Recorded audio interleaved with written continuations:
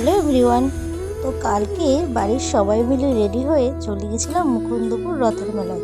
হ্যাঁ, তোমরা হয়তো ভাবছো এই মাঘ মাসে রথের মেলা। হ্যাঁ, 31শে জানুয়ারি মুকুন্দপুরে নতুন জগন্নাথ মন্দির উদ্বোধন হয়েছে। তো 31 তারিখে তো আর যেতে পারিনি, তাই কালকেই চলে গেছিলাম বাড়ির সবাই মিলে। দেখো মন্দিরটা কত সুন্দর করেছে, আর চারিদিকে অনেক লোক ছিল, ভিতরে তো কীর্তন হচ্ছিল, নাম গান হচ্ছিল। আমরা গেছিলাম সোজা উঠে সিঁড়ি দিয়ে জগন্নাথের দর্শনে। নতুন জগন্নাথ মন্দিরটা কেমন লাগলো তোমরা অবশ্যই কমেন্টে জানিও, আর তোমরা যারা যারা দেখতে যাও তারা কিন্তু অবশ্যই চলে এসো। এই দেখো আমার ছেলে এদিকে আমার মায়ের সঙ্গে বসে ফটো তুলছে।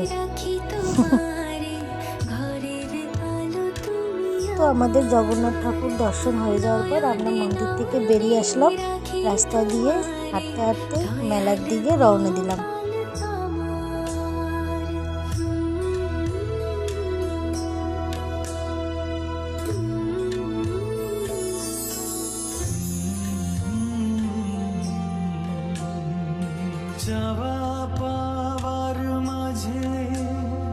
বিভিন্ন ধরনের দোকান বসেছে এখানে, তো খেলনার দোকান, তারপরে সেলের দোকান, চশমার দোকান, বাসনের দোকান।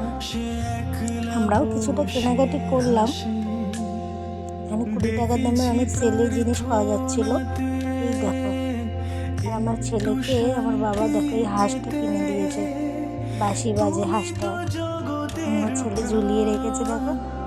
তারপরে আমরা খাওয়া দাওয়া করলাম, স্প্রিং পটেটো খেলাম, তারপরে ডালের বড়া খেলাম, ফুচকাও খেয়েছি কিন্তু সেটা তো আর দেখাতে পারলাম না। তারপরে ভোগের প্রসাদ খেলাম জগন্নাথের, তারপরেই বাড়ি চলে গেলাম। টাটা।